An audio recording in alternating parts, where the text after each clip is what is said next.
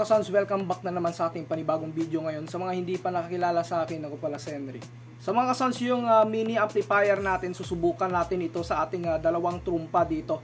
So, itry natin kung gaano ito kalakas pag ginamitan natin ng trumpa. Bali, meron tayong dalawang trumpa dito, isang 150 watts at saka isang 300 watts. So, yung ating mini amplifier na ito, suportado naman siya ng 16 ohms dahil yung kanyang impedance is 4 to 16 ohms. Dito nyo malalaman yung ating mini amplifier na ito kung gaano kalakas pag ginamit natin sa trumpa ito. So, i-sound check natin.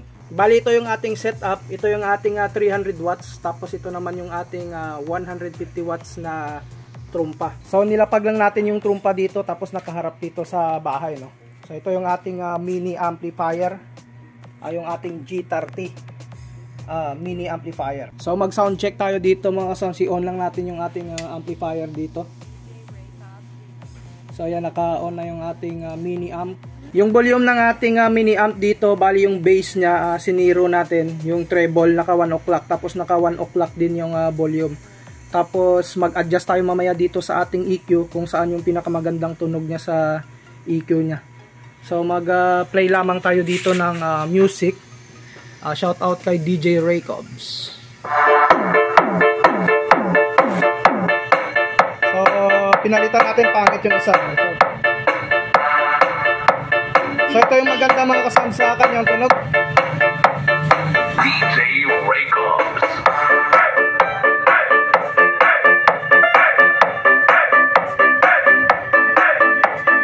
Ayos mga kasama, malakas. Malakas siya pang tumpa. Science Production.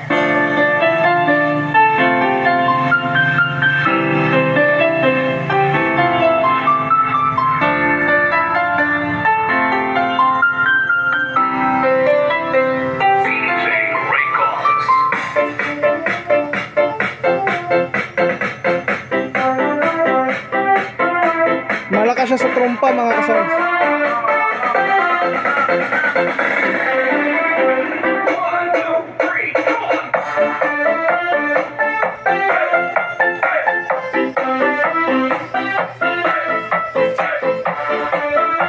Pwede pa nating dagdagan mga kasons yung volume.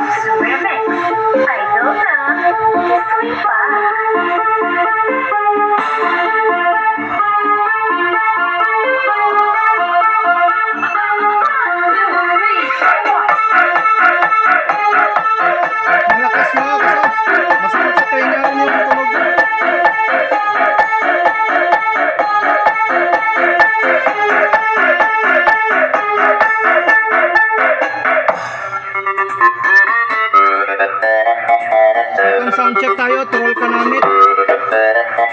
Rapida Mix Rock DJ Wow. Lakas mga sounds ng amplifier, lumalagatok sa trompa eh. Wala na ka pala na bawalan magkaon namin. Basta hindi lang kapag upusa. Halika!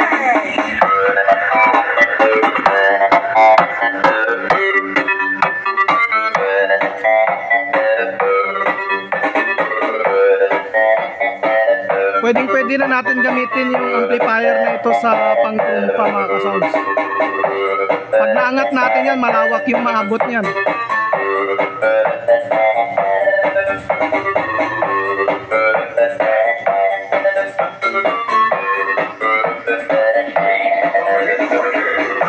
Duhina Remix!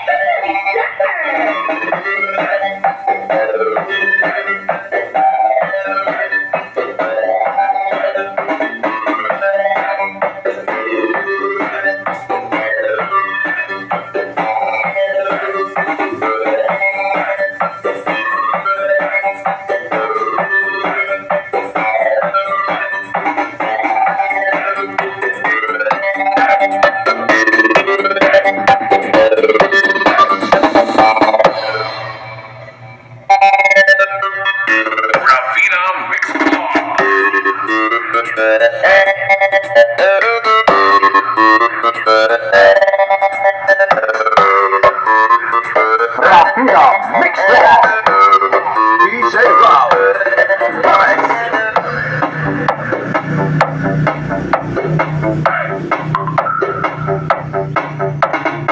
Wala na ka pala nabawalan pagkaon namin. Basta hindi lang kapag-upusa. Kami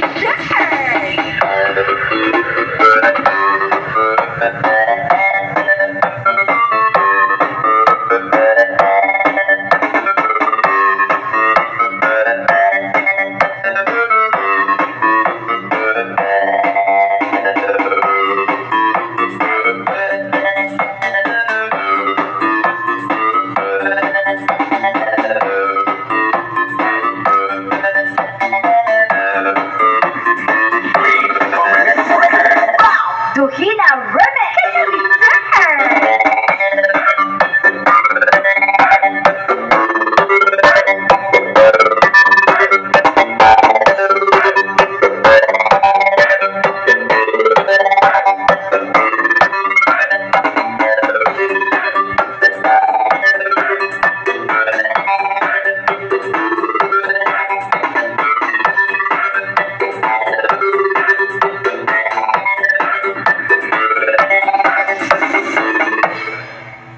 Sa mga ka-sounds, yun nga yung sound check natin dito sa trumpa natin sa ating mini amplifier na ito. So kung wala kayong amplifier for trumpa, okay na rin itong gamitin. Malakas na rin siya na gawing pang trumpa. Lalo na pag nakaangat yung trumpa natin na ito, malawak na rin yung maabot ng tunog ng trumpa natin.